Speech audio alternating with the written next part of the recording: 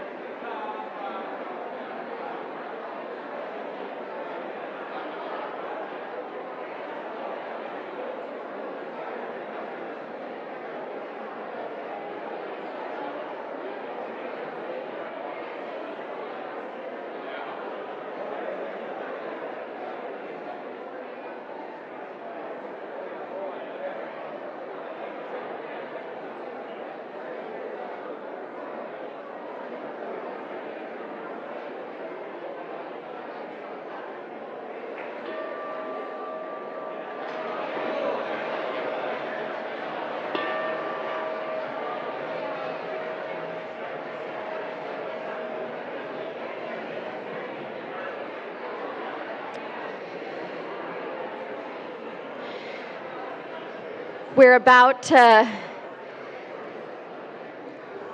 begin again with our chalice lighting. Look at how much June energy there is here. I saved the most important invitation for last. Where are you going to be next Saturday at 2 p.m.? Does anyone know? Right here for Danielle Garrett's ordination. So we are very excited, and if for some reason you can't be here in the sanctuary, it will be broadcast as well if you're traveling or something. Please know you are welcome. And now let us light our chalice together, and you're invited to join us from home as well. And let us share in our unison affirmation. We are Unitarian Universalists. We light this chalice in faith, in hope, and in love.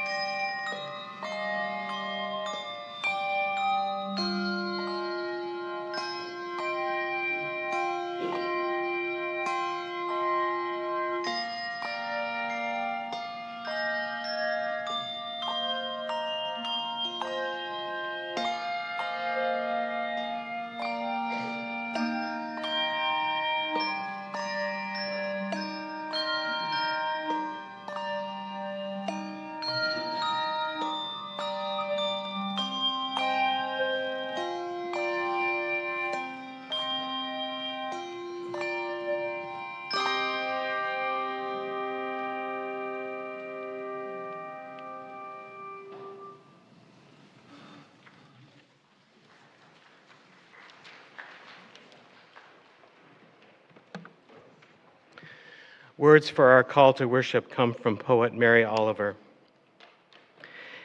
And that is just the point, how the world, moist and beautiful, calls to each of us to make a new and serious response. That's the big question, the one the world throws at you every morning. Here you are, alive. Would you like to make a comment? We gather here together once again this morning, this community of blessing, this community that reminds us we are not alone, this community where we recognize that love is possible. Come now and let us worship here together. And I'm pleased this morning to invite Pat Obst, who's going to offer a testimony for us.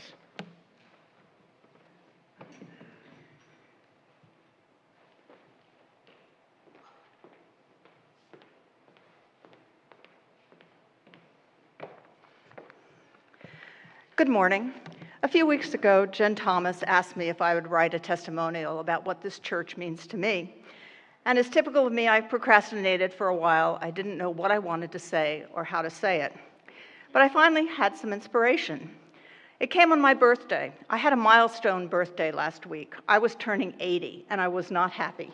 In fact, I was a bit depressed about it. In my mind, I saw 79 as being okay, but 80, I was going to be really old. I was going to be elderly. I was going over that threshold where you only go down, so I was not happy. So I was really surprised that when my birthday came, I was happy, I was smiling, I was enjoying my day, surrounded by the love of my family and friends. So I took some time to look back on a very full and wonderful 80 years and to appreciate where I am now. I have an amazingly large family, a husband of 57 years, 6 amazing children, 5 grandchildren, 4 in-law children. I'm pretty healthy, and I hope I'm still competent most of the time. And I've had a career I enjoyed. I've been able to retire, to travel, to spend time with my family. And I have the time now to do things that give me pleasure, like being a part of this church and being able to volunteer and share my time and talents. Our travels brought us here to Portland 2 years ago to be near 2 of our daughters. And one of the things that excited us the most about coming here was this church. We'd become UUs about 20 years ago when we lived in Summit, New Jersey. And when we retired to New Orleans, there were 2 very small churches, both of which now actually don't have a minister and are struggling to survive. And neither one was a very good fit for us.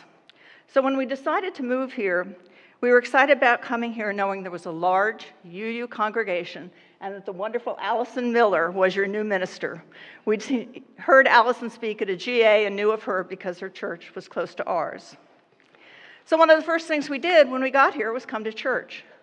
I think it was a musical service, and it was wonderful, and we came back. And we were those people, though, standing in coffee hour wondering how we were going to make friends, how we were going to get involved. I was blessed in going to the seminary for a day, I think it was called, about a month later, and meeting Ellen Zachney, the head of lay ministers. And together, we came up with an idea for a new folks group, now called First Connections. We would have a brown bag lunch once a month where new people could meet each other, and then when they went to church, they'd see some faces that they recognized. First Connections also now has a table and coffee hour to welcome new members. And after Jen Thomas came, she organized a membership engagement committee and asked me to join. My husband Tony and I had discovered good times and had gone to some happy hours and dinners and made some wonderful friends. I'm also now on the Good Times Committee. And lastly, I'm co-chair of Membership for Alliance this year. I came here knowing I wanted to jump in quickly with both feet, but I think I'm up to about my neck right now, and I have to learn how to say no occasionally. But seriously, to have found such a wonderful community has made our move here so much easier. We've not only found our spiritual home, but a community of friends and activities. And you've been here not only for the good times. When I had some family issues this spring, people rallied around me, and I felt so cared for. So thank you so much for being here and welcoming me and giving me the opportunities to get involved and become a part of this wonderful community. So my new attitude is, I'm proud and happy and blessed to be 80, And I'm going to be thankful for the time I have left and do whatever I want to do, though there's probably some limits to that. I want to do things that give me pleasure, enrich my life, and help others.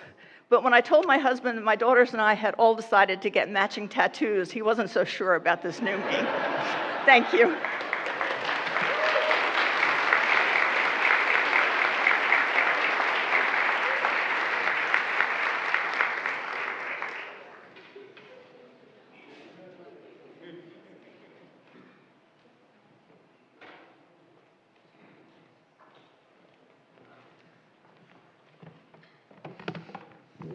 Well, anyone who comes a moment early for our flower communion service next Sunday can get a temporary flower tattoo in the lobby. So maybe that's a good way to compromise with your husband.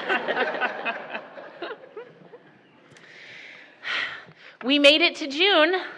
It's been quite a year, Jen. It has been. Do you remember way back in September when we launched the church year with the theme of joining the journey?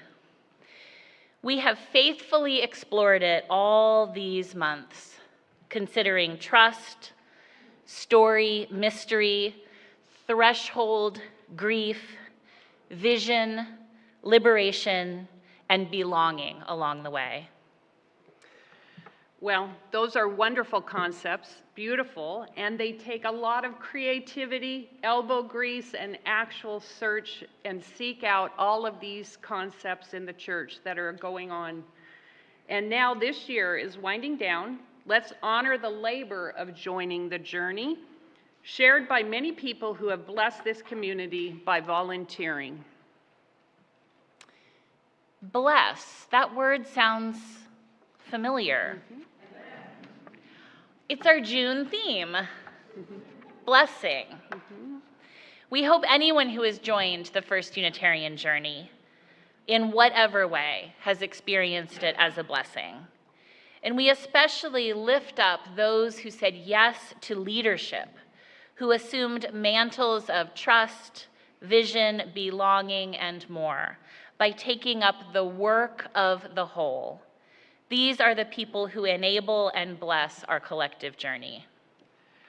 There are those among us who have answered the office phone and buzzed up packages and people, scrubbed down the meeting rooms, rang bells, cleaned and reorganized kitchens, planted, pruned, and cleaned up outside, served as elected leaders, greeted, sang, taught RE, made and served soup and cleaned up after, made and served pancakes and cleaned up after, attended meetings, held our joys and sorrows in prayer, worked on safety plans, updated spreadsheets, showed someone how to get to a room that they couldn't find, led a small group, ushered, championed our mosaic, assisted with the Christmas pageant, sorted in the archives, cleaned a shower, saved a life, sorted and collected clothing, planned something fun,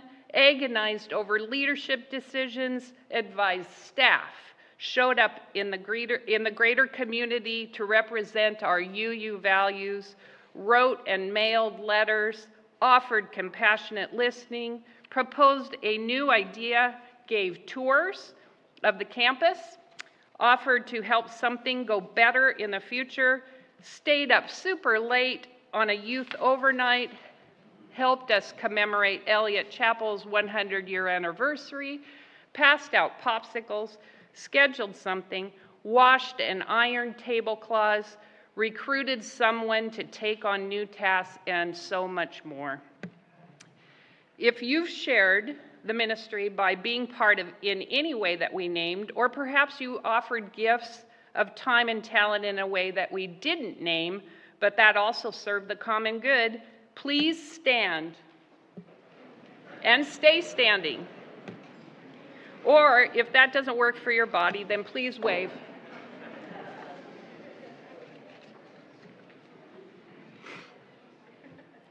We have people coming around with small gifts of appreciation, and we want to offer you a little wooden ornament with a tree whose branches reach up and out, blessing the world with their growth, And we also have homemade cookies to offer back some of the sweetness you've offered us this year. And so helpers, please go ahead. While these are getting passed around, I invite each of you to just look out at one another. We are truly a blessing to each other on this journey.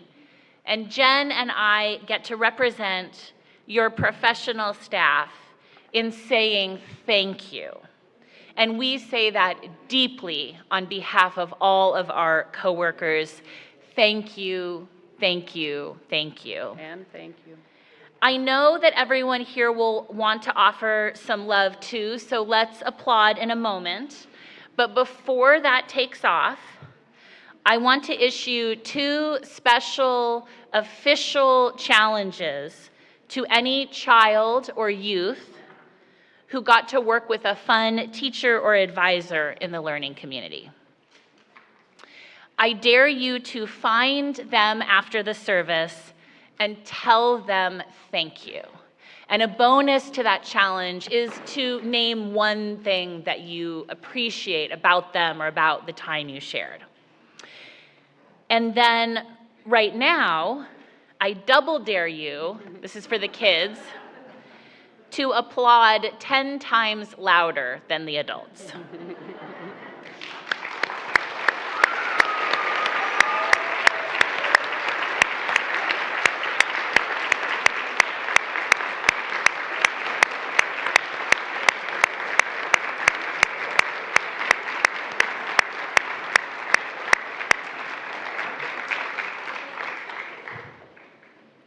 If you've gotten your treats, you can resume your seat with our appreciation. And as the last people get their little tokens, and as we prepare to sing our hymn of blessing, which is Spirit of Life, I invite the children and the youth and the RE leaders to leave. This is going to be our last RE class of the year. And if you are a brand new family, please come too. If you meet us in the lobby, we would love to show you where to go. Thank you. And if you didn't get a chance to get your little token, they will be available on the welcome desk, and we'll also have them downstairs at the First Connection table in the coffee hall.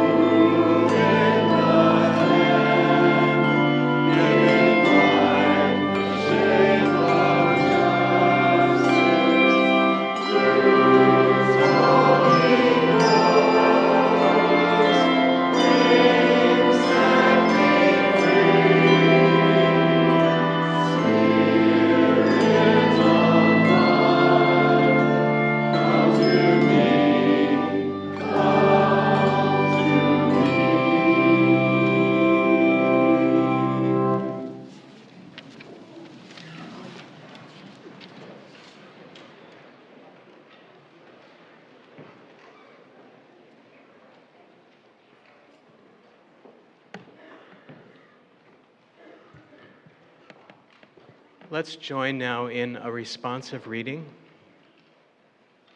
Words of theologian Starhawk.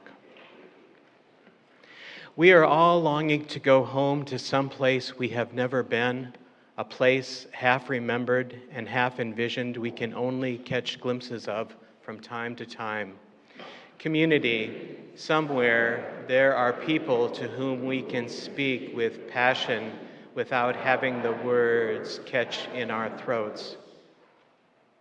Somewhere a circle of hands will open to receive us, eyes will light up as we enter, voices will celebrate with us whenever we come into our own power. Community means strength that joins our strength to do the work that needs to be done. arms to hold us when we falter, a circle of healing, a circle of friends, someplace where we can be free.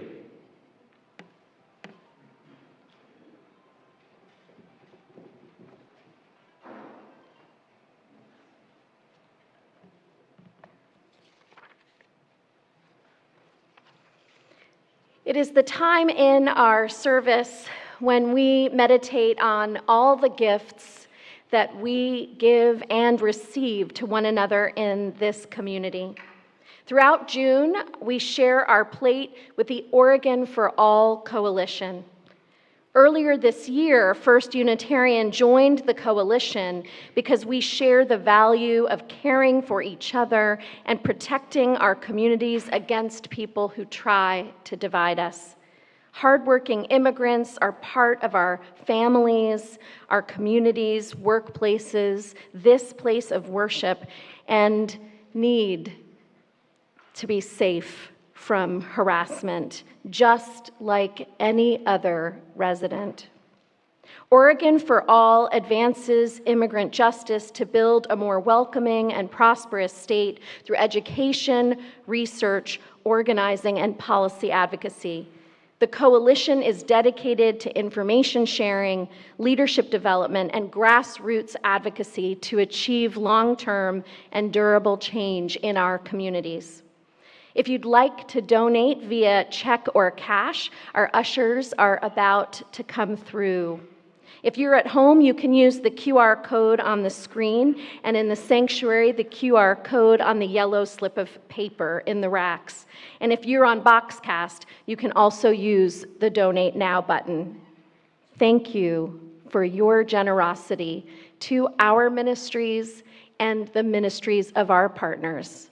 It makes a difference.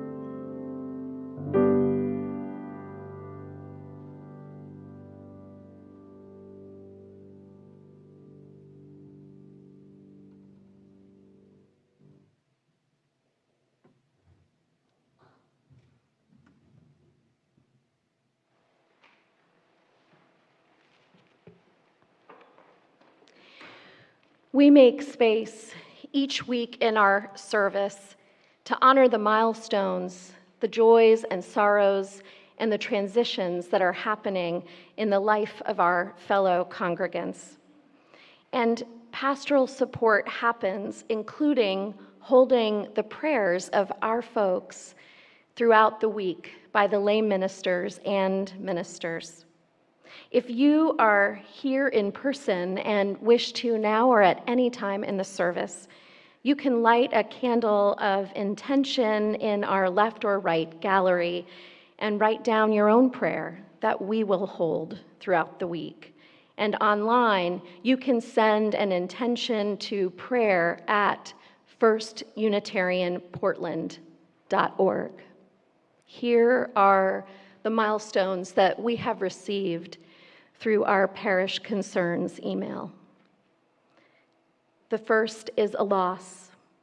Longtime member Carol Sanderson died on May 17th at the age of 86.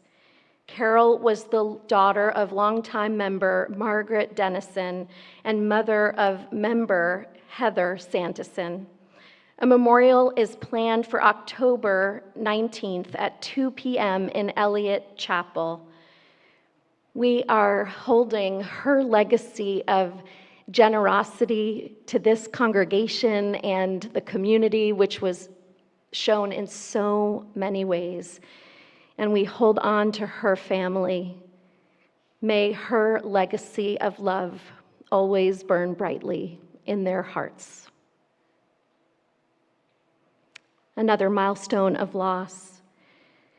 Member Pete Guest died peacefully on Tuesday, May 27th, in the skilled nursing facility at Holiday Park Plaza, his retirement community. He was surrounded by his wife, Kristen, and son, Andrew. Pete had declined over several years, was hospitalized in early April, and then on hospice at Holiday Park for 6 weeks. Pete was a Unitarian Universalist since college, active in several UU congregations in other cities before joining First Unitarian Church right after moving to Portland in 2013. And he also became quite a scholar of Universalism. Pete was 84 years old. A memorial service is planned for Pete on June 21st at 1 p.m.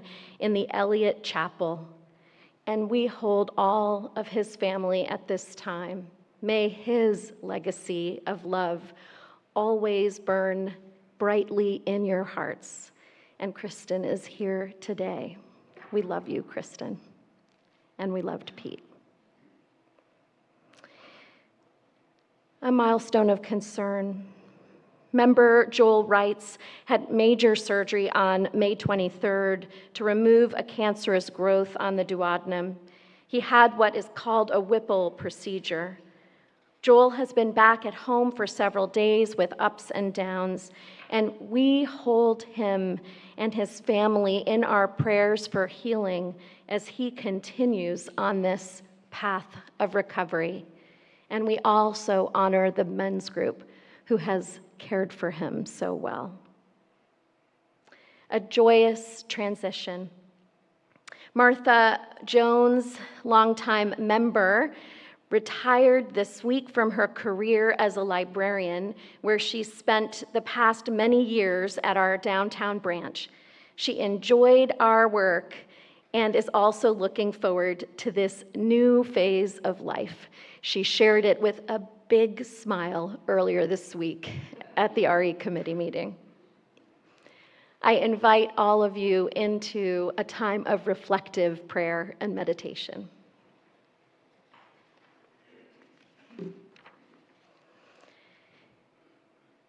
Spirit of life, we give thanks for all who have upheld this community, past, present, future.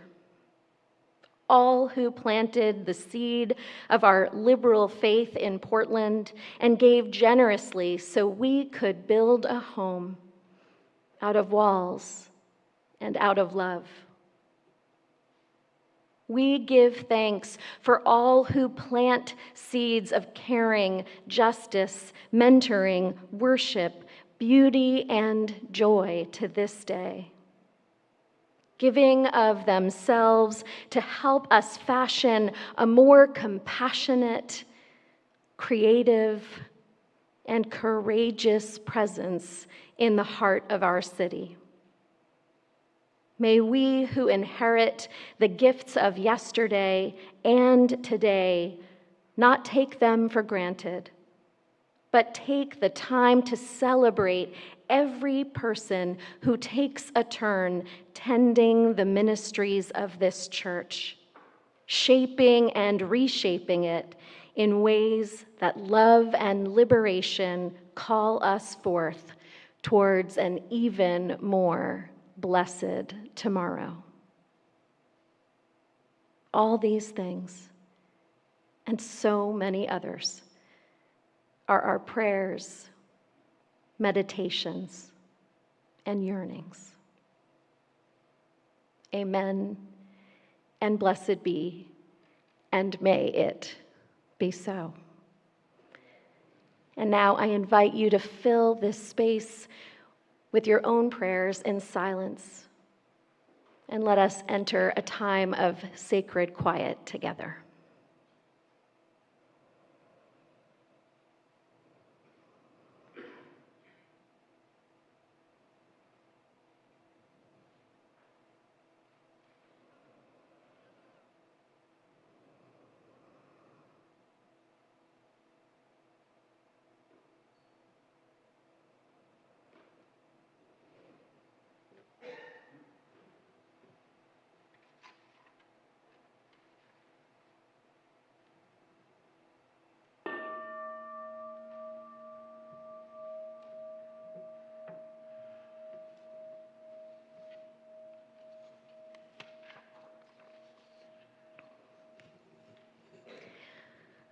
Our reading is St. Francis and the Sow by Galway Kinnell. The bud stands for all things, even for those things that don't flower. For everything flowers from within of self-blessing, though sometimes it is necessary to reteach a thing its loveliness, to put a hand on its brow of the flower and retell it in words and in touch. It is lovely. Until it flowers again from within of self-blessing, as St. Francis put his hand on the creased forehead of the sow and told her in words and in touch blessings of earth on the sow. And the sow began remembering all down her thick length, from the earthen snout all the way through the fodder and slops to the spiritual curl of her tail. From the hard spininess spiked out from the spine, down through the great broken heart to the sheer blue milken dreaminess, spurting and shuddering from the 14 teats into the 14 mouths, suckling and blowing beneath them. The long, perfect loveliness of sow.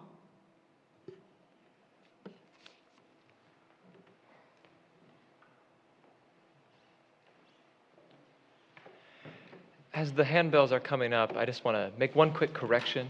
If you have a handout in front of you, or if you're currently looking on the screen, it says Sinfonia by Telemann. That is a mistake. This is by Henry Purcell. My bad. Also, just shameless plug, this is the last time that the handbells will be in a service before we break for the summer. So I hope, selfishly, that after this piece is done, that you can just show them some love, because I know they've shown me a lot of love as well. Thank you.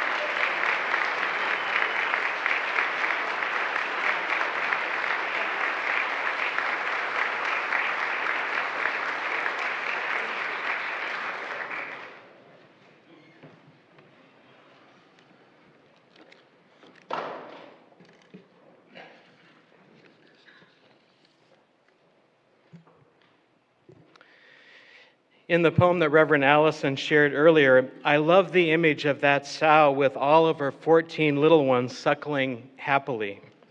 In my imagination, the scene is underscored by lots of oinking and snorting sounds. The piglets utterly dependent on their mother and utterly satisfied. A sow is not necessarily the first creature that comes to mind when I hear of a creature being blessed. But the author would tell us that everything flowers from within of self-blessing. Now, animals, by just being themselves, have a way of calling something forth in us, a way of calling us out of ourselves, I think. That's certainly the case in my life with my dog, Oscar. Now, Oscar's 3 years old. He's a combination of pug and Boston Terrier and Australian Shepherd. Now, I've had my fair share of pugs in my life. They cuddle and they're clowns, and that's how you relate to them. But the Australian Shepherd part, well, that's a wholly different thing, something I was not at all used to. Now, when Oscar wants me to do something, mostly when it comes time to go to the park and chase his ball, Oscar will simply start barking at me and nipping at my heels. I feel like I'm an ancient sheep from somewhere. Seems that he is hurting me to do whatever he wants me to do. Now, this isn't always welcome, but it does have a way of calling me away from whatever serious task I am in, taking me away from whatever important things I should be doing in the moment. For this and any number of virtues, I count Oscar as one of the many blessings in my life. Our spiritual theme this month is blessing. Blessing. I suspect we would all be served if we were asked more regularly to count our blessings. At least it is, for me, easy to forget. Earlier in the service, we celebrated all the gifts of volunteers that they bring to this community. And at its best, this is a place where, in being with others, we find our share of blessing and the chance to be blessings to others. Now, blessings come in all kinds of forms. The ones that come to us, seemingly those moments of grace that happen when we suddenly are aware of some gift we are receiving. And it may be something that's fleeting. The chance encounter at the grocery store when we share some moment of connection with someone we don't know and perhaps we'll never see again. The awareness of a hummingbird alighting on a spring flower. The shared laugh at something unexpected. And then there are those moments when we realize the gift that someone else is to us or that we are to some other person, when we may see our lives in some different context because of the recognition of the blessings we share. What comes up when you hear that word, blessing? What does it mean in your life? How often do we note blessings in our lives? Or do we ever even feel blessed? I expect if I ask, we'd name family and friends in our lives as blessings, people who call us into relationship and out of our isolation. Choose to bless the world, the theologian Rebecca Parker tells us. Choose to bless the world. Now, that would imply that when it comes to blessing, there is actually a choice involved, at least in the giving. It's not just something that comes to us, that in our lives we're called to be blessings to those around us. And that sometimes the blessing comes out of struggle, that at first we may not even recognize it as a blessing. Sometimes it might just take time and perspective before we realize that. The theme of blessing calls up the story from the Bible in Genesis about Jacob and wrestling with the angel. Now, this story has always fascinated me. I remember as a kid looking at my mother's big illustrated Bible and looking at the image of this man, Jacob, wrestling with the angel. There's this big, muscular Jacob in a fight for his life with the white-robed angel. The illustration seemed kind of surreal. There really seemed to be in a struggle. Life and the spiritual journey often do involve struggle, we know, and those old stories from Scripture bring a kind of literalness to them sometimes. And maybe that is why they've been around for so long. They speak to us of what it means to be human. In this case, they speak to us about how it is we find our own way to blessing. So we start with Jacob needing to find his way back home. Now, Jacob from the beginning had a bad relationship with his twin brother Esau. They were rivals from the very beginning, with Esau being born first. That came with all kinds of privileges, and Jacob was not at all happy about that. We could probably even call Jacob the spare in contemporary terms. But Jacob manages to trick their father Isaac into giving him the blessing due the firstborn son. It was the first of many ways that Jacob manages to trick his way into getting what he wanted. Jacob, through all this, becomes what we might call a self-made man. He seems to have it all, but when we come to the story, it seems that Jacob is wanting for something. He's wanting to come back to his roots. Something is missing for Jacob. He hears the call to come back to his home where his brother Esau still lives. Jacob sets out along with a huge caravan of people and animals, and he reaches what is the almost final step, the Jabbok stream. The story goes that the whole caravan makes it across the river, save for Jacob, who stays behind alone. He ponders, what will await him the next day? What will he find when he encounters his brother from whom he stole his birthright? All kinds of thoughts go through Jacob's mind. And as it gets dark, the story goes, a stranger grabs him and begins to wrestle with him. That wrestling goes on for the entire night, and Jacob will not give up. He's exhausted, but he still won't let go. And finally, the stranger strikes Jacob and injures him, causing him to walk with a limp for the rest of his life. But in the end, Jacob gets a new name and a blessing.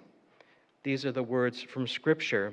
Your name shall be no more called Jacob, but Israel, for you have striven with God and with humans and have prevailed. And this, despite being despite being completely exhausted, seems to change everything for Jacob. It seems to put him on some new path. He seems to come back into relationship with both himself and with his God.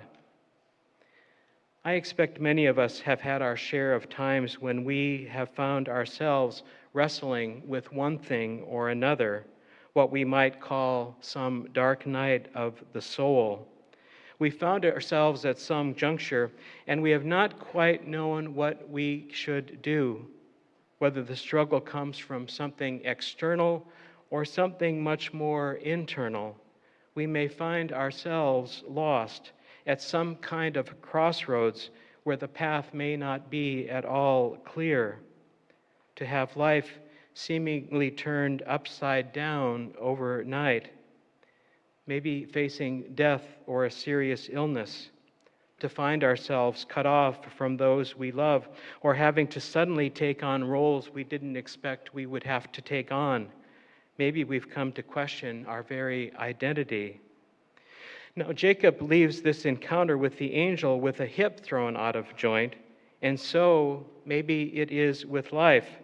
Sometimes we may end up wounded from the encounter, and we have to figure out who it is we are now, that may be part of the identity we bring forward into whatever next chapter we're entering.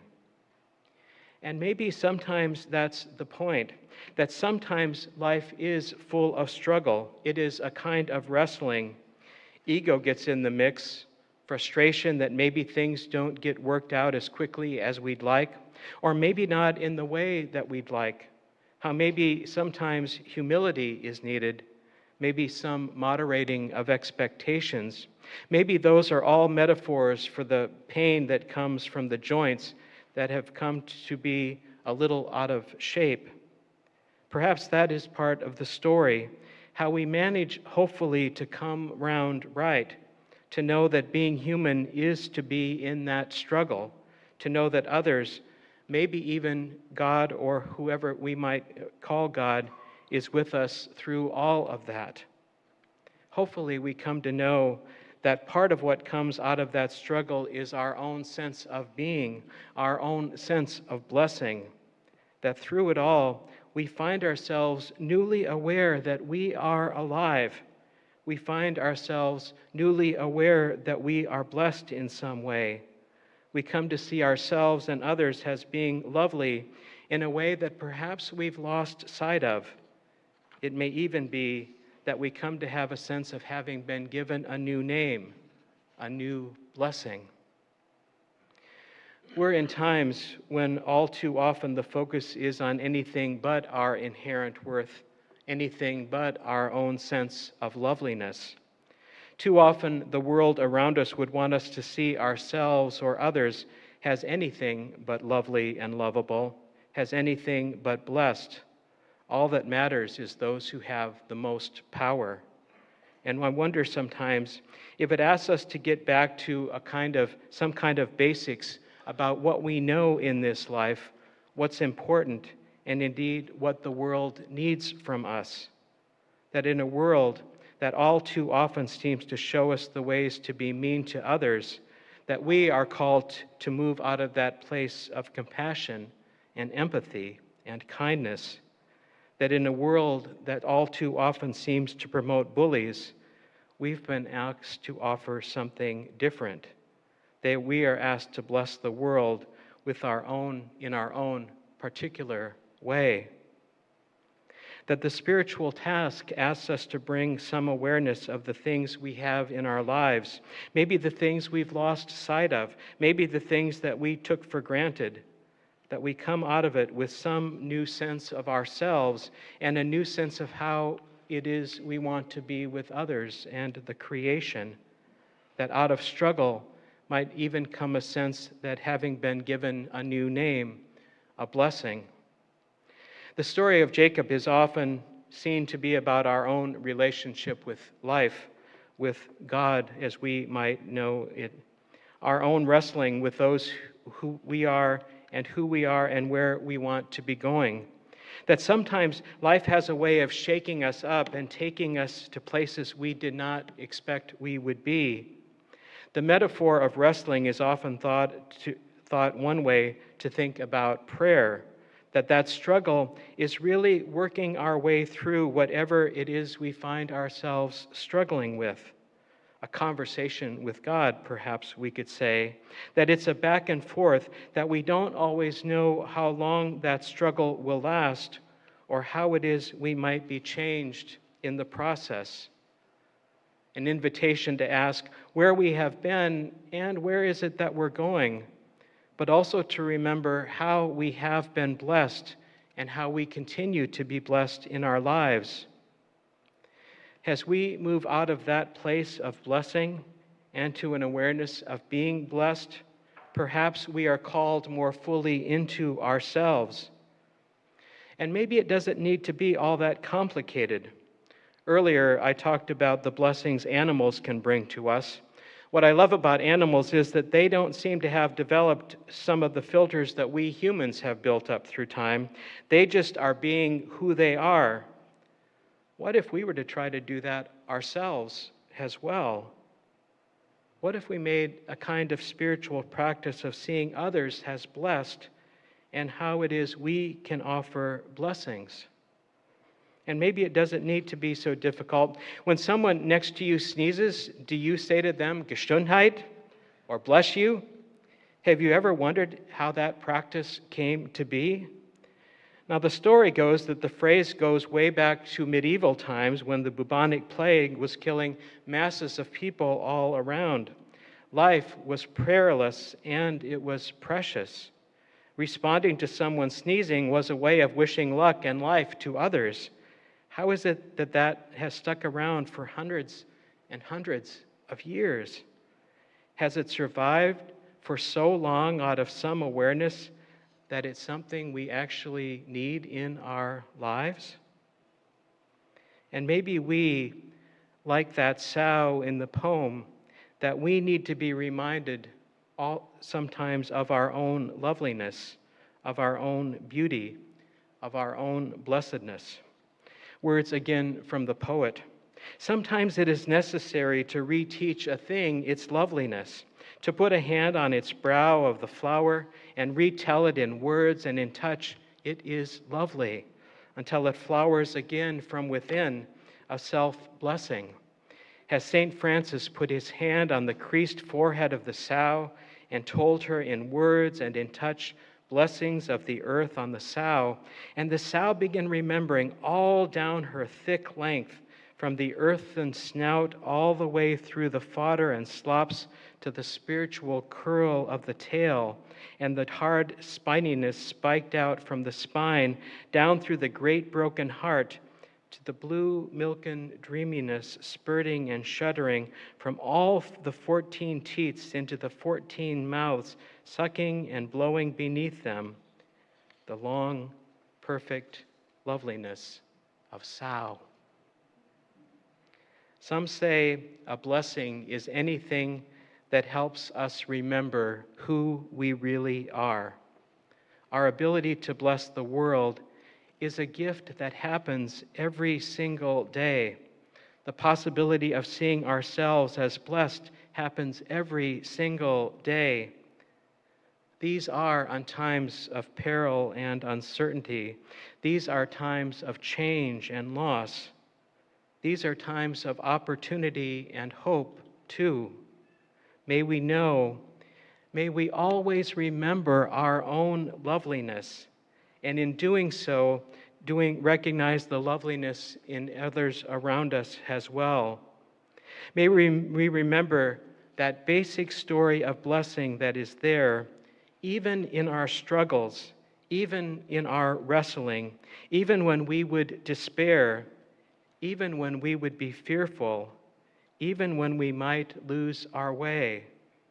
Through it all, may we be reminded that we are not alone. May we be reminded that love, that blessing, will never let us go. Amen. Let us sing together now our closing hymn.